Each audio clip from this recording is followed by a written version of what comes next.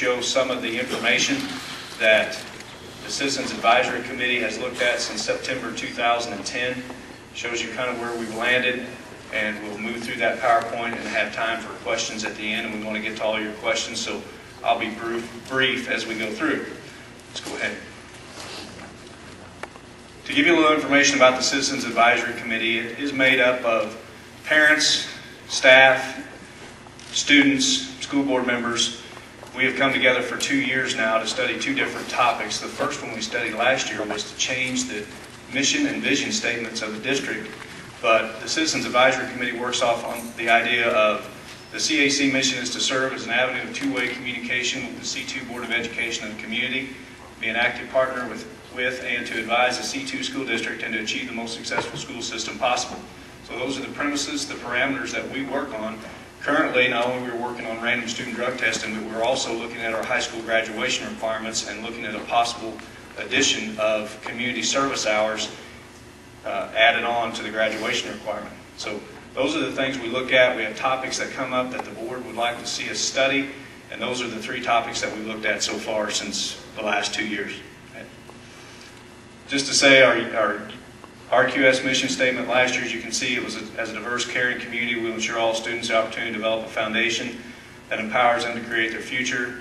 And last summer, in the May-June months, the Board of Education adopted a new mission statement of Raytown Quality Schools, a unified learning community, leading individuals to achieve the exceptional. Next slide. Random student drug testing. How did we go about thinking about random student drug testing? How did we go about examining, do we have a problem? What do we know from research? What does the data show us? At the same time, is it legal? The legality of random student drug testing. Are we going above or beyond the law? And finally, we want to know what public opinion is out there, particularly in our community. How do parents, how do staff members, how do students, how do patrons feel about random student drug testing of students and extracurricular activities? These were our parameters and what we worked through to come to you tonight. First, do we have a problem? Is it legal? And will it reduce drug usage amongst our teens? What we know, Raytown is certainly not immune. In 2010, the Department of Elementary and Secondary Education, and the acronym DESE, is that every year they give a survey of safe and drug-free schools to 10th grade students. The 2010 survey showed that our students have used marijuana, at least 23.66% have used it at least one time. The Missouri average was 16.33. Also, 51% of those 23.66% students said they've used it once, have used it in the last 30 days. Missouri percentage was 51.8. We looked at inhalants. Inhalant use amongst our students was less than 7% in Raytown and Missouri. Prescription medication, 11% of our students said they've used it at least once, almost 11 in Missouri, and 63.33% of the 11% that said they used it at least once had used it in the last 30 days, and 55.95% in Missouri. Cocaine, less than 2% Raytown in Missouri. Next slide, please. Hallucinogens, PCP, LCD, methamphetamines, and heroin were all less than 3% or less in both Raytown and Missouri. Club drugs and steroids, 3% or less in both Raytown and Missouri. So we determined at this point that we had a drug problem. Now, what's your definition of a drug problem? Is it 15 kids? Is it 20 kids? To me, and I told this to a gentleman earlier, I have to look at it in this way, and I wear different hats. First of all, as an educator of children, if one student is using drugs, I have a problem with it. Secondly, as a citizen in this society, if one person is using drugs, we have a problem and we need to help them. And thirdly, as a father of 2 sons, if my sons are using drugs, I want to know. I want to know how to get them help and get them going down that right path. So the different hats that I wear as I weigh these things, and I know We have issues of privacy, cost, etc. Those three things still are the greater good. If we can save one child, then to me, cost should not be an option. Go ahead. Okay, right there. The law. Some people are probably not familiar with the two Supreme Court cases that have tested random student drug testing in schools, public schools across the United States. The first one was Veronia v. Acton in Oregon, and the case was a high school football team was suspected, and some were caught using drugs to an extent to where it was becoming an epidemic in their schools. So the school district enacted a drug testing policy for athletes, and there were some that challenged and opposed the action of the school district, and it made its way all the way to the Supreme Court, and the court ruled, I believe, 6-3, that the school district's policy will be upheld, and a student's privacy rights, as far as being tested for illegal drugs, their health was of greater need than their privacy rights in that point. The next case, Board of Education of Independent School District number 92 versus Potawatomi County versus Earls. This case it's our most recent case in 2002, and it extended the testing of students not only from athletics, but into extracurricular and co-curricular. Now, what's that mean? Extracurricular means clubs, student council, etc., those things that students attend outside of school. It's not necessarily part of their school day and their right as far as a free and appropriate public education. Also, this particular case was a band student who was not necessarily tested positive, but was challenging the law, saying that co-curricular is part of the everyday education opportunity that they had. Well, the court ruled that just because it means co-curricular, if I'm in band and I get tested positive for drug use, I would not be allowed to attend a band concert or etc., marching in a parade, etc., on the co-curricular sense, as long as another assignment was given to me and it did not hurt my grade during the regular day class. So the court ruled 5-4 in favor of supporting the extracurricular and the co-curricular case. Now, the United States Constitution, the Fourth Amendment, is the right to privacy. And as I mentioned earlier, in both cases, the court felt like the student's health was more important than necessarily the privacy of a urinalysis test for students.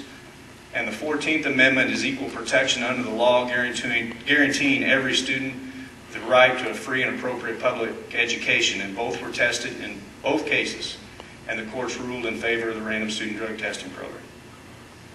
Who would be tested? Grades 9 through 12, so freshmen through seniors, both high schools. Those that are in extracurricular activities, some co-curricular activities that are not tied to a particular grade, that an alternative assignment couldn't be found. Parking privileges. And finally, a parent request. Now, people are kind of confused a little bit about that, but if we have a parent, if we created a program, and we have a parent that says, my student doesn't drive, they're not involved in any extracurricular activities, but I want them in the program, they would have to sign off, and then they would be put in the pool.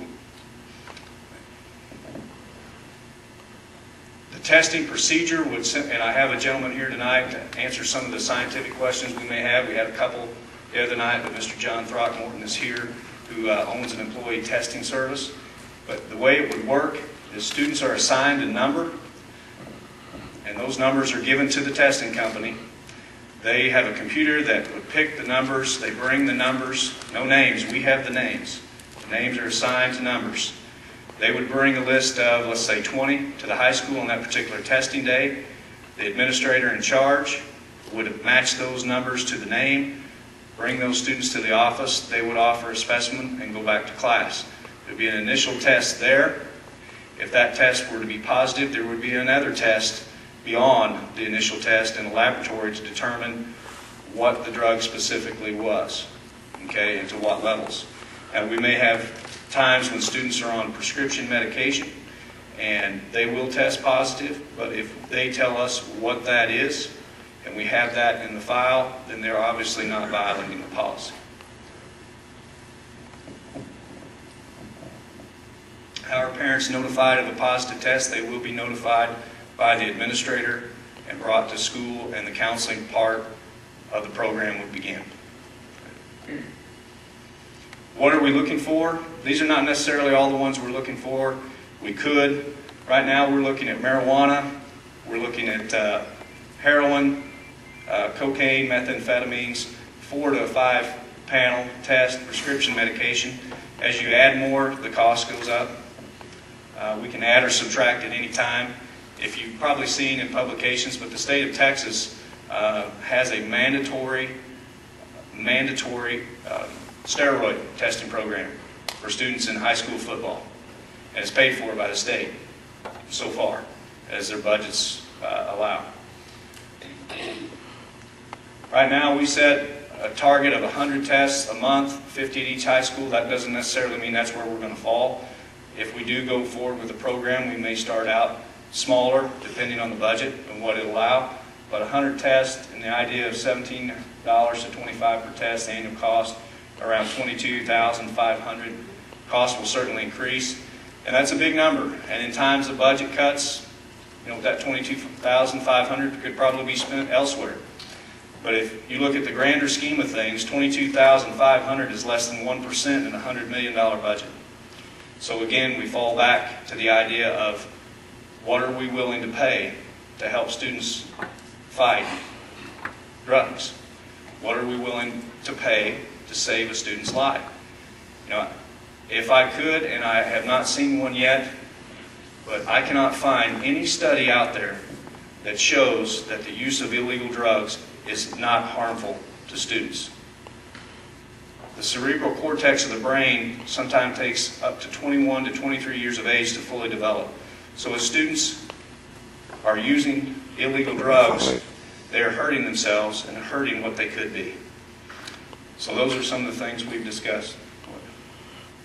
And the research, will it work? Here's some other questions that will come and arise, and we've had these.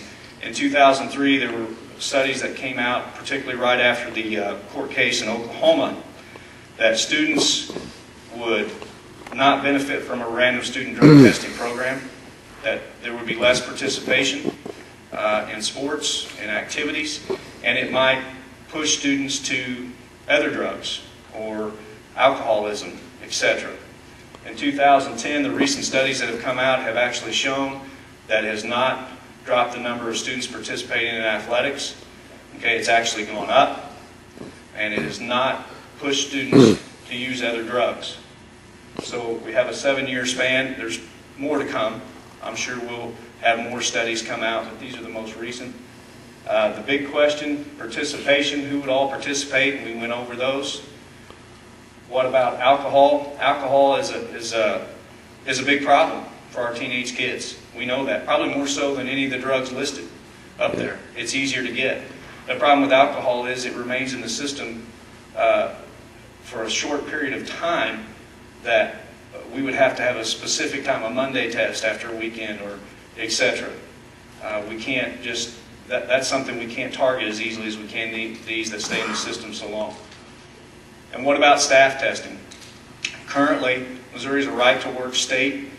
We don't necessarily, we cannot necessarily institute a random student drug test or a staff random drug testing program, but we do have in policy, if we suspect, we can test them. We have to work through those laws to get that changed. I'll be the first one to put my name in. I have nothing to hide. But at the same time, we have laws that we have to follow when it comes to workers' rights.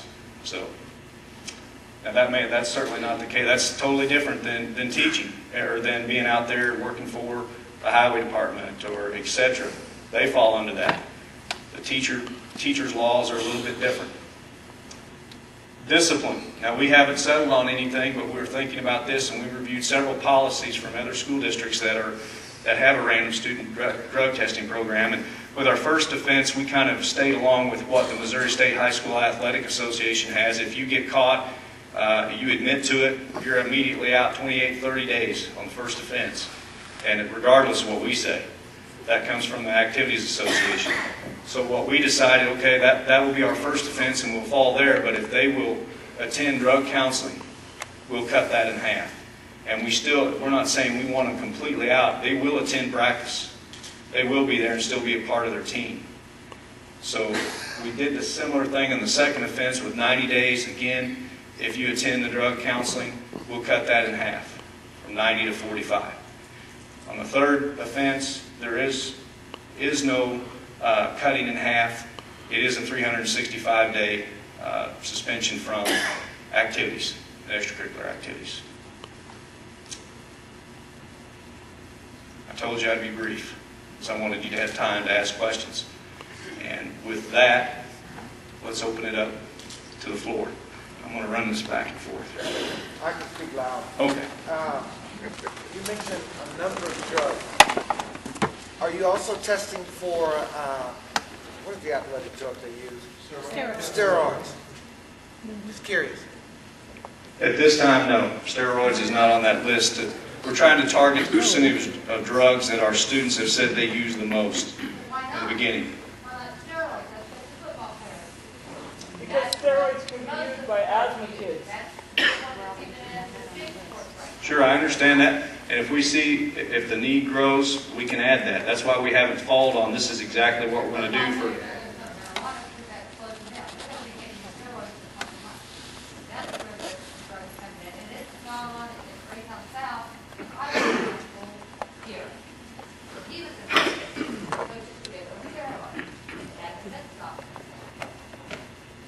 Okay. Okay. My name is Rosa James, and I am with the Kansas City, Missouri branch of the National Association for the Advancement of Colored People, NAACP.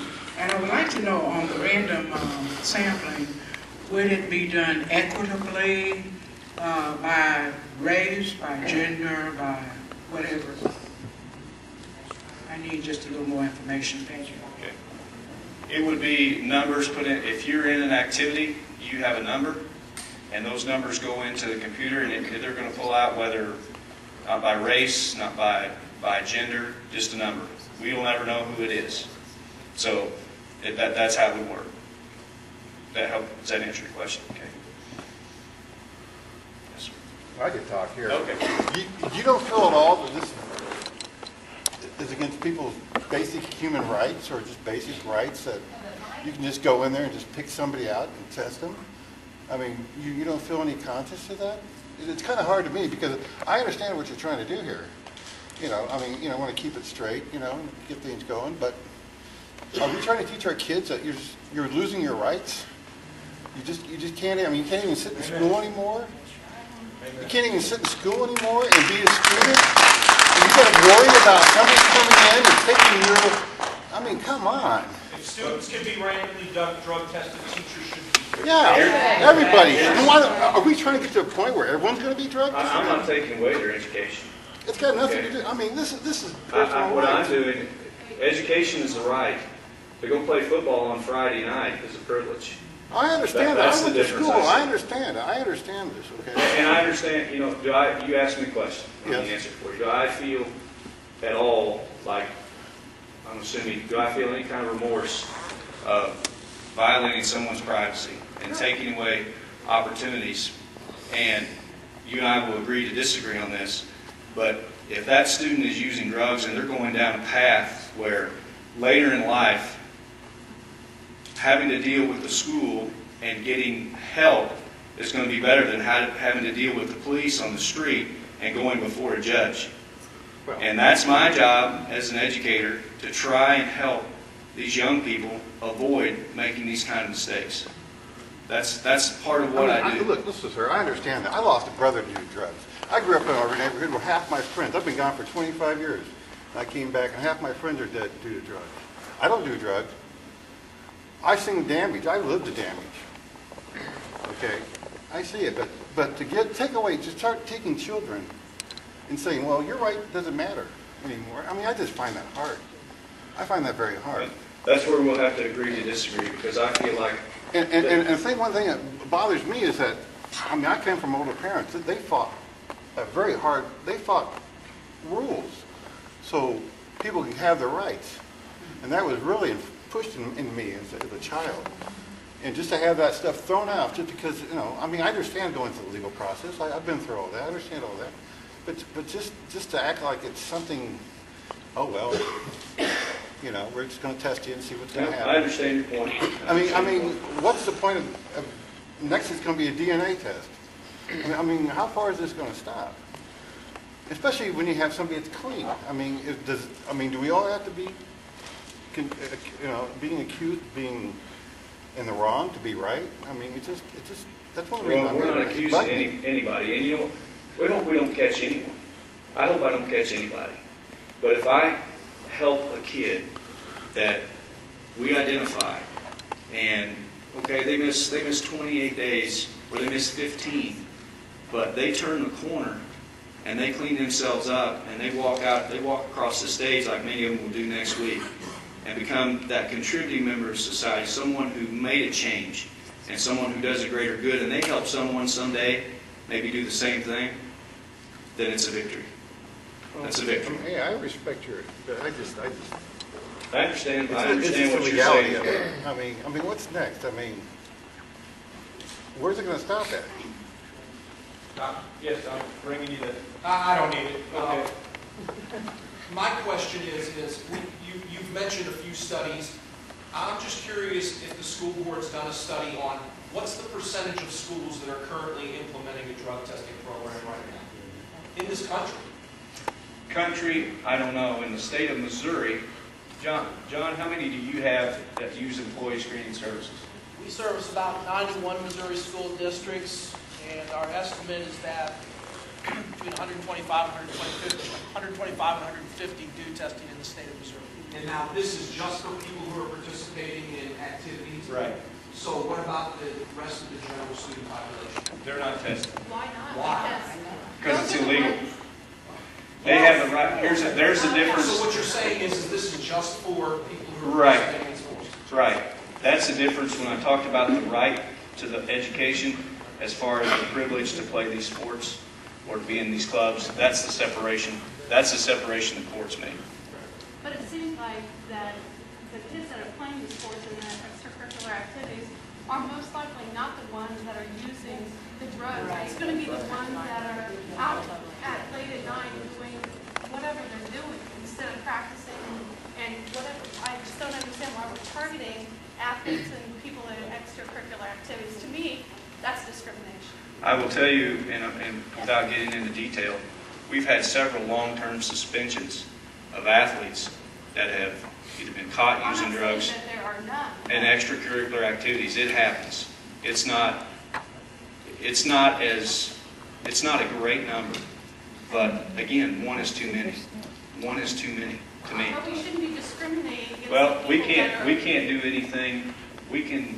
The courts don't believe it's discriminating, But and the if- courts have not allowed us to test all kids. Right, Okay? so now we're picking out a certain amount of kids that you can test them. And that's, Not for the yeah. people that you can't test. And that's a point well made. But at the same time, we only have the constraints of what the court will allow us to do. What about those kids that you can just suspect that's doing it? Why not just go after them instead of... At a certain point, if they were to come to school and they look like they were under the influence of drugs or alcohol, we can test them for safety reasons. But until we suspect that, we can't do that. In the back, young man. Okay, Still with glasses there. if you're including parking privileges and everything else, then wouldn't you agree with me that the majority of students are going to be active, whether it be in a sport, whether it be football, basketball, or whatever, whether it be debate, forensics, speech, whatever. Every student is involved in the school in almost any way, whether it be just parking in the parking lot or being involved. So wouldn't the majority of kids be getting tested then? You make a good point. We have preliminary counts of a minimum 65% of the students at both high schools will be in the testing pool, either through the parking privilege or extracurricular activities and athletics. Kids that have parking privilege, parking capital, are they going to be in this? They would be, yes. That would be your, contract, right? Correct. Correct. Are you ready? Do you need this?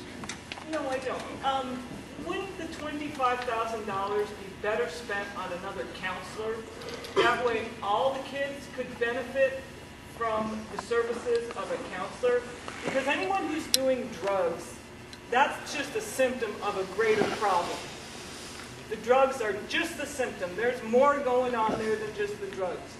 And counseling on any level for any student would be far more equitable in my eyes. And I would love to see Raytown schools have another counselor. All of the kids need it. Because parental involvement is sometimes minimal, and it's not the student's fault. And so the school should be a place where kids can get help and advice. And I applaud you for wanting to get every kid to graduation sober. That's noble, and we should do that. But I don't believe that we should do it testing. The math doesn't work. You're only doing a small percentage of a percentage of a percentage. That math doesn't work for me. That $25,000 could be spent so much better and equitably. Our counselors are, and you make a good point, but they're only equipped as far as to receive a certificate in counseling in the state of Missouri is minimal to what our counselors can do as far as education on drug use. That's beyond, that's more clinical counseling, more so than public school counseling. So a part of that piece of if students were tested, if they were tested positive for drug use, part of the counseling piece would be to get them to those clinical counselors that can help them. Okay, and Medicaid is a big player in that for us, because those students that cannot afford that counseling, Medicaid picks up the tab. So that will be, our counselors will act as that avenue to get these students and parents to where we can get kids help. Let's do that. We are doing that. We'll do it to a greater extent once we identify students. The ones we identify, the ones that come to us now, we do that. We do that all the time, not only in counseling, but abuse, etc. But at the same time, we don't know all the kids that are using drugs. The only time we know that kids are using drugs are when they come to us under the influence of drugs. Rarely do we have students coming and admitting to us that they're using drugs. Okay, the ones that do, we get them help. Yes, ma'am. Okay, so you say a few percentage have come back and walk on the stage for graduation or whatever. Wouldn't you say that it pushes them to go outside of school? Say that. Okay, so you say that a few percentage have come off the streets and graduate and everything, but wouldn't you say that it pushes them from out of school, doing it in school, to out of school? I think what I said was I hoped that I could save some of those. I didn't say that we have captured some that came back, okay, which we have some. But through the identification of a program, we can help them and provide intervention for them. And hopefully that will get them back to walk across that stage and graduate. Got to have hope. What type of programs would there be for a student who gets busted or comes up on a test? What type of programs would be available to them through the school district? We have, it's not necessarily programs that we pay for, but it's outside intervention programs that we can get them connected to and work through the process that they need in the counseling. There are multiple programs out there that we can help them get to where they need to go. Yes, ma'am. Then I'll get you. I know you had your hand. I've got you over here. Sorry. I guess I'll just be in the minority. I'm not against the drug testing. I guess my concern would be instead of just opening it to students who are participating in extracurricular activities, if we're going to do it, I would say throw everyone in there. I mean, it would make it more fair. And secondly, you say that if a student should test positive, then help would be available, and the discipline would be to not participate in the sports or whatever for a specific amount of time. Is that the only discipline? Would there be further punitive legal? Good question. The question this lady asked was, is there anything beyond the participation in sports? And the way the discipline would work, it doesn't go on their permanent record.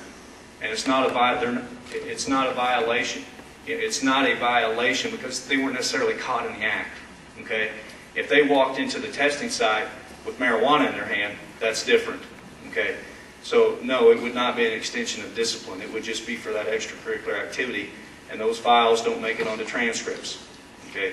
So what they would have would just to serve whatever that punishment was for whatever offense they were on. My concern would be, you know, if a student did test positive, maybe they did do the about face and get on the right track.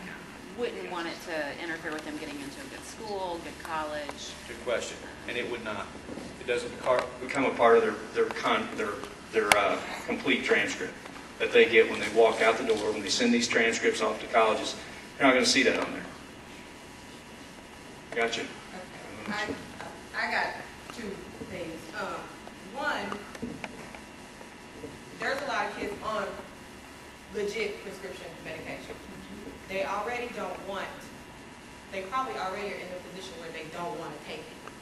Then to let alone have a random number for it, and they know they're going to test positive for this, and then to have to either give a list or describe what it is they're taking, what they're taking it for, that could probably mess with their self-esteem, their whole privacy, you know, feelings. And then two, I run a staffing agency. I would like to know, how do you come up with the numbers, minimum $17 to $25 for the drug screen? We do oral, instant drug screens for as low as like $7.95. So Sounds like we have a bidding war, John. yeah. Well, she's basically saying that that's what she purchases the test for. So in the sense, if the district were to purchase their own test and their own staff were to conduct the test, then yes, you could get down to that range. But if you're having an outside source come in and produce, you know, not only buy the devices but also produce the collections, then you've got a little bit of cost related to that. Well, I think to separate the school from the I don't want them both tied in. I want a complete independent agency. So random is random. So it's not. Who gets those results? That gentleman right there would know if he were doing the testing immediately, and then the administrator in charge of the testing program at the school would know. And to get back to your other question you had on kids taking prescriptions, etc., John can explain it, but to identify positive for abuse, the levels, and John, speak to the levels that have to be in someone's system. The basic procedure, it might be similar to what you're doing. You've got a preliminary test. If that shows non-negative, indicating something there, it will go to a lab for further testing. If that lab shows that it's above what's called a cutoff level, then there's got to be a legitimate medical explanation. Often what's done with a lot of schools is they really don't even involve the school nurse. They'll contract with a professional called a medical review officer. And that medical review officer may have a conversation strictly with the parents of that child, and between them discuss the medications that the child is taking. If the medications that the parents say the child is on explain the presence of the drug, the MRO would normally contact the pharmacy that filled that prescription, or possibly the doctor that prescribed it, to make sure the student is actually in possession of a legitimate prescription. One of the things that's beginning to rage among high school kids is the illicit use of prescription medications. I don't know if you've heard of farm parties or pill parties or rainbow parties, where kids are just getting into the medicine cabinet, going to a party, taking everything they got, dumping it in a big old bowl, mixing it up, and then just picking out what they want all night long.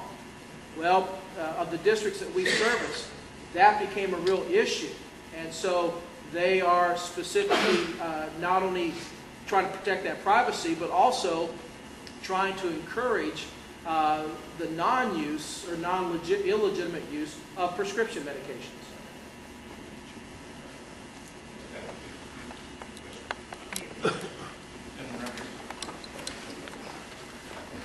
Being that you are going to test our kids anyway, well, okay, but if that decision is made where you're going to test, the athletes, the people that have passes, for the parking lots and so forth and so on, why can't you push to test all of them?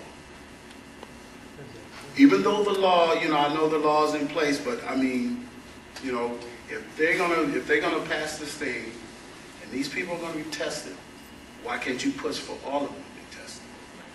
Question. My answer goes back to what I stated before, parameters under the law. And we saw, if you notice, the General Assembly finished up in Jeff City Friday afternoon. And they passed a law that all welfare recipients would be drug tested. So they're testing the water a little bit of what they can do. Now, I don't know how legal that is. Obviously, they think that they have legal parameters. But I know for a fact that I cannot test a student that is not driving a car onto the property or involved in extracurricular activity, or I put this school district in a liability issue of being sued. Can we get a petition together, We can do anything. We can do anything to petition the Supreme Court of the United States. But I'd like to take it one step at a time.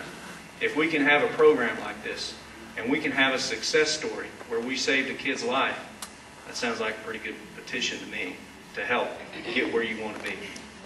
So I'll be right there. This lady over here on the far side has got her hand up. Patient. Exercise. I need it. I just wanted to know, out of the 23.66% of the students that said they had used, you surveyed and they said they had used drugs at least once, was that just the athletes or was it the whole school? I mean, it was Good question. It was the entire sophomore class of 2010. Okay.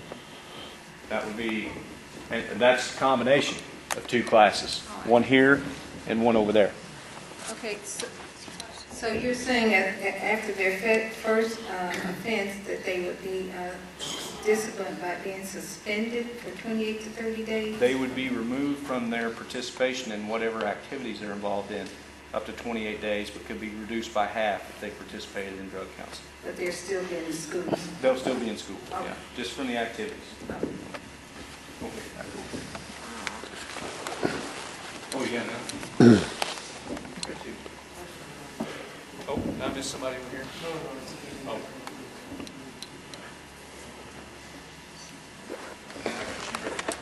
Action, Kurt. Oh, yeah, no, go ahead. You want to inquire? Just out of curiosity, you mentioned that the 2013 class was surveyed. I was under the impression that the general population was surveyed. Why were those students selected? That was done by the Missouri Department of Elementary and Secondary Education. That's their survey. That's not our survey. We just supply the students to take the survey. Yes, yes. Over the years, you've heard that study after study about that children that were participated in extracurricular activities are less likely to be involved with drugs and that sort of thing. And the biggest problem I have is the money with it. And the amount of money, I don't know if you remember how much was cut from extracurricular activities just this past year. Right at $200,000. Almost $250,000 is what's on the website. And the thing is, if we're cutting from extracurricular activities, then maybe that money can go back into getting some of those reinstated.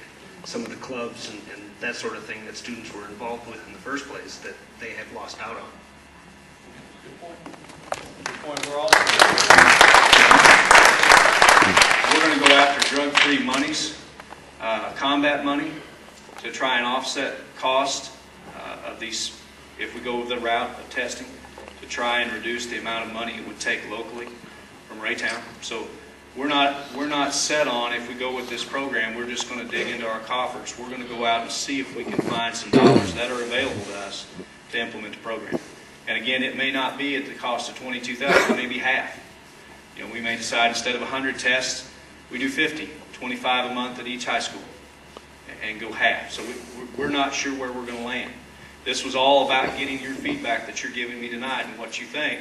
Ultimately, it will be in the hands of the Board of Education, if that's the route we go. They will be the ones deciding on that because they're creating policy. My question is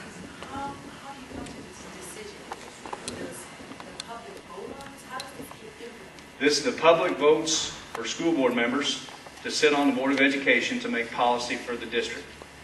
The Board of Education hires a superintendent of schools to enforce that policy. So the Board of Education would be the ones voting for that, from a recommendation from administration. Right? I don't know if I need it. How private is the testing? John, you want to? You're going to pull them out and say, how private is that testing? In what procedure, what aspect? In the providing of a specimen or? Well, you've got kids who, for the majority, that are in these programs, they're good kids. They aren't doing drugs. So say my child might be very embarrassed to be drug tested. So he's going to say, I'm sorry, I'm not going to even be out in these things, so I'm not in that percentage, to be tested. So how private is it so that people don't know or the other kids don't know they got tested for it? Well, in regards to the notification, in all the other districts we service, the students can be brought down for numerous reasons. So because a student is brought down to the office really indicates nothing. The testing is done in private. The student voids in private. There's no disclosure of the student's name to the collection agency in any manner. So really, the only way that another student might know is if the student themselves says, hey, I just got tested. So you're not going to say like, oh, today's the day we're going to pick for the random drug testing. No. No. Honestly, the district identifies usually just a very minimal number of people that are contacts, and they're the ones that communication are done with. And so they're the ones that are, Dr. Markley talked about a student being identified with a number. They're the keepers of the numbers. If whatever company selected to poll the numbers, they would generate a computer list of numbers that would be forwarded to the district. When the collections are done, those numbers are forwarded to the collector. So it's student number 2211, whatever it is. Nobody knows who 2211 is except the district people. Can I ask you on that? How do you notify number 2100 that it says come to go to the nurse's office? The district would normally, either by someone like a district administrator going to the student or saying we need student such and such to simply come to the office. How do you do that without embarrassing the student? You just call, you say. Our students, I guess the thing is, what other reasons are students called down to the office? Exactly. So For many different reasons. You don't know the reason. Here's how it would work, Pat. It worked like this. If this student was picked to be tested, and their name was up, it would come a call from the principal or whoever is in the office that Johnny needs to come down to the office. Not a reason given, just come to the office, and that's it. So you got to assume, though, that sooner or later the student's going to assume that's why you're going to the job. They could assume anything. It just you never know. But it's not a. It's just calling them to the office. That's all it is. Where is it taking them to? True. Urine sample? Is that what you're Correct. Probably most likely the most private place would be possibly the nurse's office. Okay, where they could go in behind a closed door, give their sample and leave. And what about those students that are kicked off of or suspended from these teams that, you're going to have other kids talking about and bullying them? What's your percentage on possibly bullying or team suicide after that? Well, those are things that I can't really, give you a percentage of. I can tell you we have policies in place when students are bullied. We have policies in place. Well, okay. Well, that's not necessarily something we're here to talk about tonight as far as bullying, but we handle harassment of students, okay, and we address those issues when we know about it, okay. So, We all agree with that. yes, ma'am. When they drug test them, would somebody be watching them give the sample? No. That would be a problem. Yes. With the door closed. Won't the students, if this passes, won't the students have a general knowledge that there's going to be random testing? They'll know about it. Believe me, when we had the last forum, they thought we were going to do it that day. Yeah. The random student drug testing. And that's the thing. That's the things we want to think about. We've had discussions here tonight.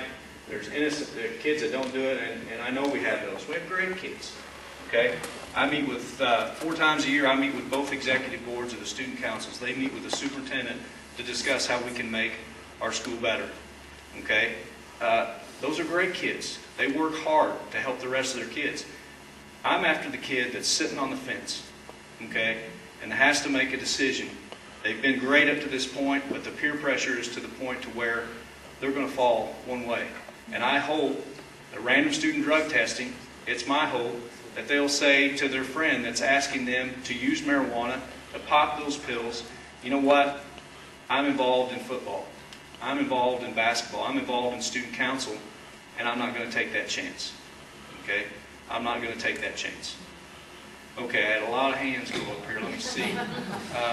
Right here, ma'am. I think you were next, and then this lady over here. And then Will the student know their number? no. They will not be given a number? They won't know No. a number? Okay, I'm a kid that's using drugs. And all of a sudden, I'm going to drop out of drama. I'm going to drop out of football. I'm not going to park my car. I'm going to take the bus. How are you going to help me? Well, hopefully you would come to us, and we know that's probably not going to happen. Hopefully we have some adults But it here. should. That's what I'm getting Yeah, at. it should. And It hopefully should. we have some adults that, if I'm the drama teacher and you've been the lead in my play, and everything is great, and you perform well, and all of a sudden you come to me and say, I'm quitting drama. As a teacher, I'm going to be asking you why. Exactly. Why? That is my point. Is that happening? Are we doing that for children, or now we're just going to say, well, we're just going to random drug test all? We're always trying to Instead of intervene. talking We're to always them. trying to intervene when we know there's a problem, when we see something. We're always trying to intervene. We have kids, we have a alternative school over here that has 100+ kids in it, okay? And 100 of them are going to graduate because we intervened. We intervened. So we asked them what is the problem, and they tell us, I can't make it in the regular school setting. I can't sit in that classroom 6.5 hours a day. Okay, well, let's see how we can make you successful. We have numerous students that are on success plans, that go to interventionists, okay, that see counselors during that intervention.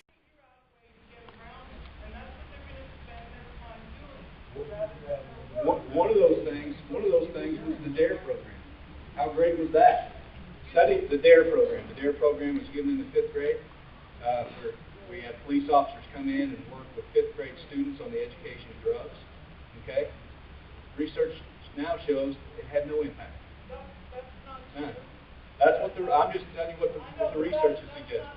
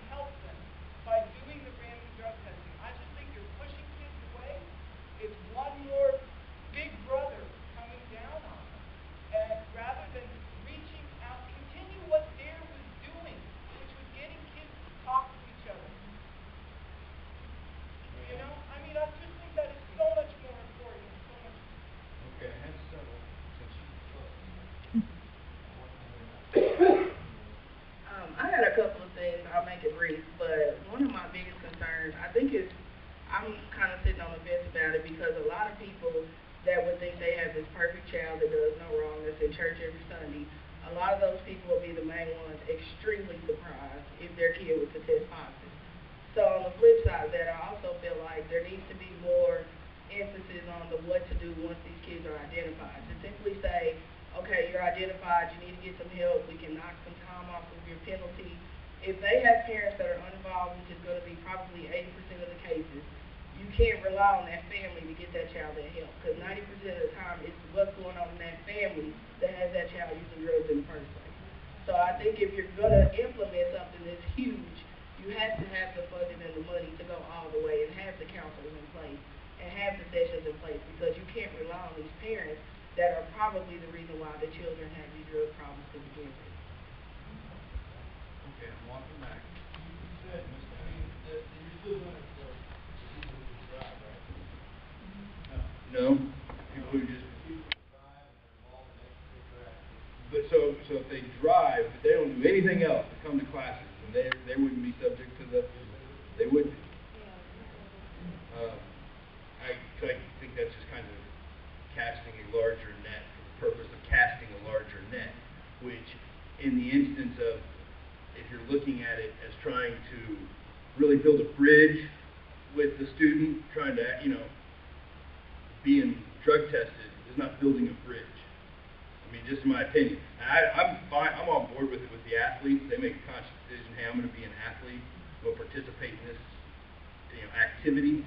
I'm voluntarily subjecting myself to this situation. But with just arbitrarily casting a larger net because we can, because you're putting yourself in an adversarial role. Whether you like it or not, whether that's your intent or not, it doesn't matter. Because you got to think the way these kids are thinking, and quite frankly, you're the man. And you're having them be drug tested because you want to find out if they're doing drugs. And it's more about whether is it going to get them in trouble. It's not really about, are you going to help them? That's not why they want to do it. They're not wanting to do it because they want to find out if the school or the students want to do drugs. They're wanting to do it as another reason to help support the student life. I'm a senior at Raytown, and I know for a fact that if we were to implement random drug testing, the ones that aren't caught in a test are less likely to do it. The ones that are caught are going to have another reason to quit. And if they do get caught, then they're given another opportunity to quit, another opportunity to get help. And in the 13 years that I've been in the Raytown School District, that's all that I've seen from Raytown School. Whether it be from Dr. Markley, people on the school board like Rick Moore, the principal Dr. Rosevelt here at South High, that's all that the schools offer. And I think that everybody here kind of lives in touch of why we send our students, why all the students come to school. Why do you as parents send us here? It's to get the education that we need. And out of one class alone, the second youngest class in that, the sophomore class, 24% of the student body was admitted to doing drugs at least once. The older you get, the temptation gets higher. So imagine what the number was for the junior class, or for the senior class even. Seniors are tempted to far more than that. You have prom, you have graduation, you have so many more opportunities for people to fall to temptation. So what's wrong with a random drug testing that we're only spending $20,000 for our school and for our society in general, to help back up our students even further, to keep them off of drugs? Yeah, but at the same time, the road with good intentions is littered with lost liberties, I hate to break it to you, but, and nothing against all the good people in our school district and the people in the administration and the teachers and everybody else. I know they want to do right by our kids, but it's up to me to keep my kids off drugs. And the only person who's going to have that effect on my kids is me. And I got news for you. As somebody who graduated from this high school, and quite honestly, more than half of my friends that graduated out of this high school did drugs while they were in high school, while they were performing in athletics, and no drug test was going to keep them from doing drugs. None whatsoever. I graduated I went through the system, I know. And a drug test is not going to prevent them from doing what they want to do. They will find out how to get around it, or they'll just take their chance. I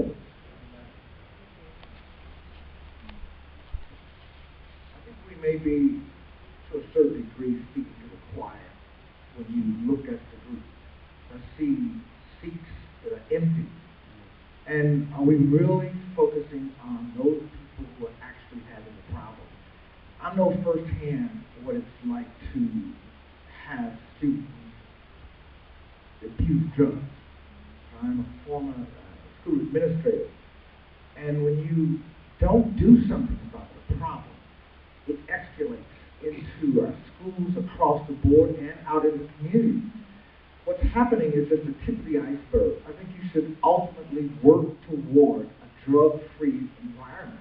Because just going after one or two entities will not solve the problem.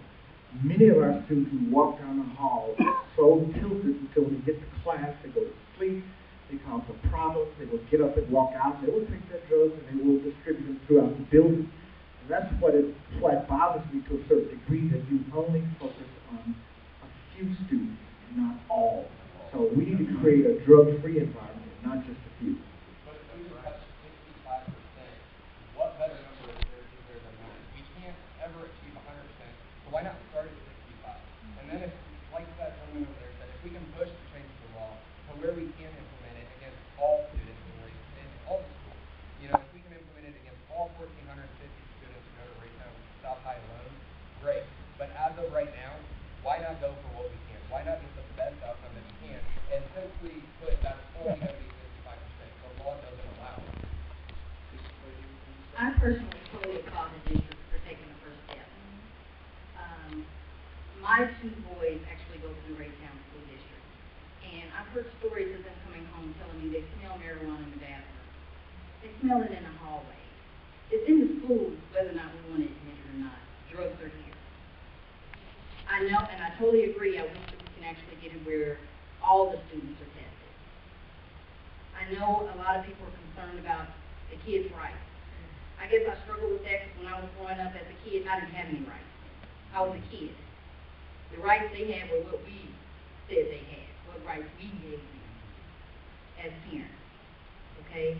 In the real world, I know you probably can't, due to whatever legal ramifications, test the teachers now.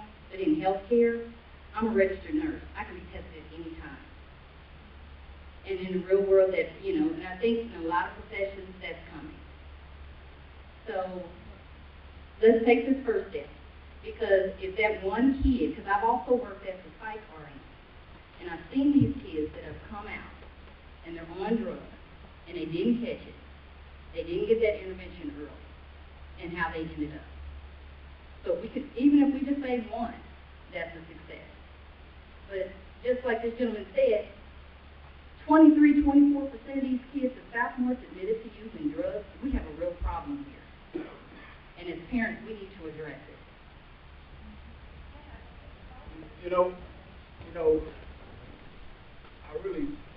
I really think that you guys should understand these are our babies. And we're talking about our babies, and we're talking about drugs. Which one do you want? Now these people, they're trying to help our kids. And you don't see none of a little drug test. We as adults who work get tested for drugs. You can test it as part of your pre-employment process. That's right. But check this out. Of course, everybody is not going to be free from drugs. There's going to be people that do drugs. But, and like one lady said that, our kids, we don't know, if they're doing drugs or not. But if they're being tested, at least it'll cause them to think. It'll cause them to think of what they're doing. It'll cause them to at least something to come within them and say, hey, if I get busted for this, I'm going to be in a world of trouble. My kid, he won't just be in a world of trouble just from school, but he got to come home next week. Period. Period. Not a place. Because we're talking about their future. We're talking about this kid going out into society and being a good citizen. Well, that's what I said about the law, getting that law changed. Somebody, we should be able to